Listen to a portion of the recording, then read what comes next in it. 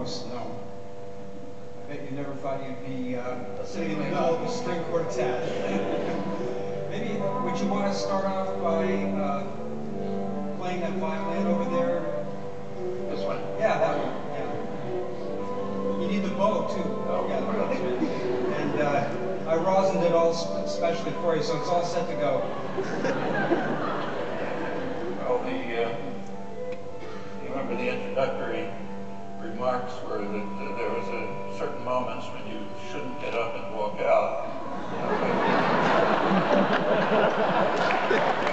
Musicians who's holding a violin, but this is an exception. You have a chance to walk out.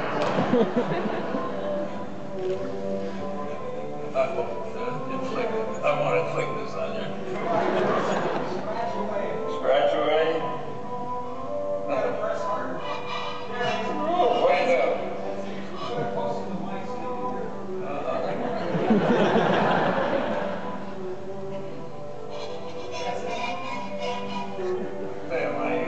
I once did learn how to play an instrument. I'm not a musical talent, skipped me from my family, but I once did learn how to play an instrument, a guitar. There was a band, a pickup band made up of MIT and Harvard, mostly graduate students, some faculty. And my wife was on it. She played the accordion. Ken Hale, Art Parkman, was the fiddler, a great fiddler. And there was a ringer, a student from the conservatory who sort of ran it. And for one concert, they needed a guitar, and they didn't have anybody to play it, so she thought she would teach me how to play the guitar. And she managed to teach me how to play one string, but to move my fingers so that it would look as though I was playing the guitar. And sort of carried it all on. So maybe I could learn this. Actually, my son brought something like this home once, a little bigger, but not much, from 3rd grade. The music teacher had showed the kids violin, and he was utterly entranced with it, so he convinced the teacher to let him take it home, and he went on to get to the point where he was thinking of becoming a professional violinist, but an event occurred, which I described to Daniel once, which made him decide to become a gifted amateur instead, which he is. But I never progressed beyond the 1st string.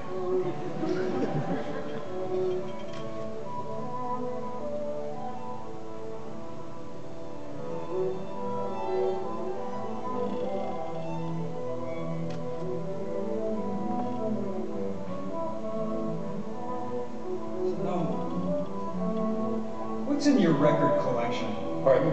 What's in your record collection? Well, one record is the basis for what you just heard. First, Love Sweet, which I must have listened to a couple hundred times in the last few years and many times before. It has a rather special personal meaning, if you don't mind some personal anecdotes. My wife and I were married as children, basically. We were working students, never had any time for anything, never got more than a short distance from home. But early in the 1950s, we did manage to take off a couple of weeks over the summer, first time, and we decided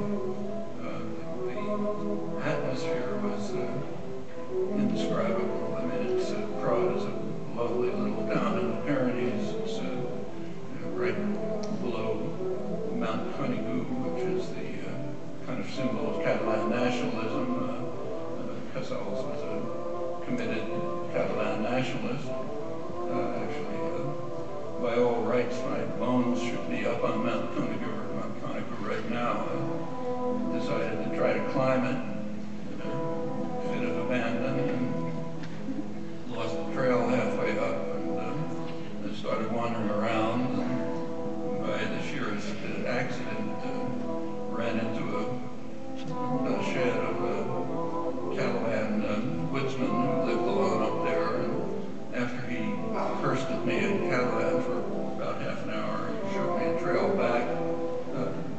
Oddly, it never occurred to me to be nervous. I later understood why. Turns out the male brain doesn't mature until about 25. So before that, you think you're indestructible. Nothing can happen. Probably an evolutionary reason for that. But there had to be somebody in hunter-gatherer tribes who was willing to go out and fight that saber-toothed tiger. Anyhow, it didn't occur to me. I came down. We had done some quite remarkable things on that trip. We went through Paris, where we were able to catch a concert by the incredible Russian violinist David Oistrakh, who was on one of his rare visits to the West. In Rome, we saw a magnificent outdoor performance of Aida at the Roman ruins, Termini Caracalla, unforgettable. Managed to get to the Lascaux caves. They were then still open, now sealed. Could see why Picasso, when he went there, exclaimed that 30,000 years ago they had already discovered the secrets of modern art, and many other things. But the peak was what we were aiming for, the Prague concert.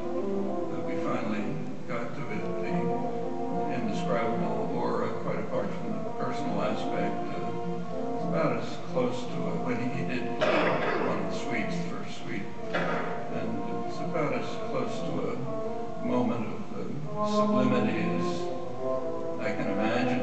Actually, it had a further personal meaning to me. The Casals was a dedicated Republican, anti-fascist. He recorded the suites, 6 of them, for the first time. I think maybe the first time they were ever recorded. Right at the end of the Spanish Civil War, 1939, just at the time when Barcelona was under attack, and it soon fell, that meant Franco's fascism took over Spain. He, of course, had to flee. He would have been killed immediately. The fascist slogan was death to intelligence, and he was a marked man. As a Republican activist, went across the border and managed to survive the Second World War. He refused offers by the Nazis, who admired his music, already a very famous cellist. They wanted him to come to Berlin. He refused. He refused to play in occupied France.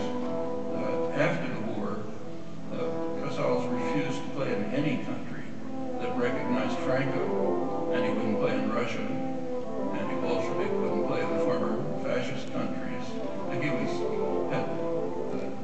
flooded with lucrative offers to come and perform after the war. He refused. He finally agreed to play in Prague, and he, I think in the late 40s, began the Prague concerts, and we were lucky to be able to catch one of them, one of the early ones. All of this also had a special personal meaning for me. As a child, I was, in the 1930s, I was closely following the dreadful rise of fascism in Europe. The first article I wrote, or at least remember writing, was right at the time of the fall of Barcelona. It was about how, I won't inflict that on you either, but it was about the fall of Austria, Czechoslovakia, and Barcelona, the kind of last hope for some barrier to the spread of this hideous specter of fascism all over Europe. And I knew something about Casals by the time we went, about his record and the performance, heard it many times. And being in Prague and listening to this heroic figure, a magnificent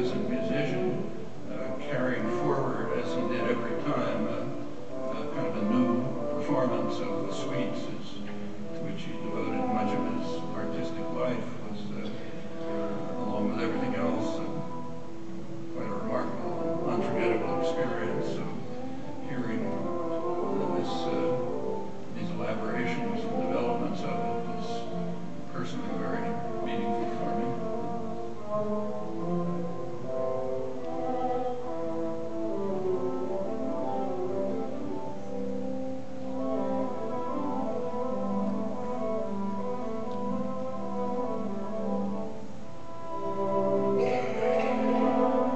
If there's a lesson in all this, which maybe there is, for young people among you, when you have opportunities like that, don't let them pass.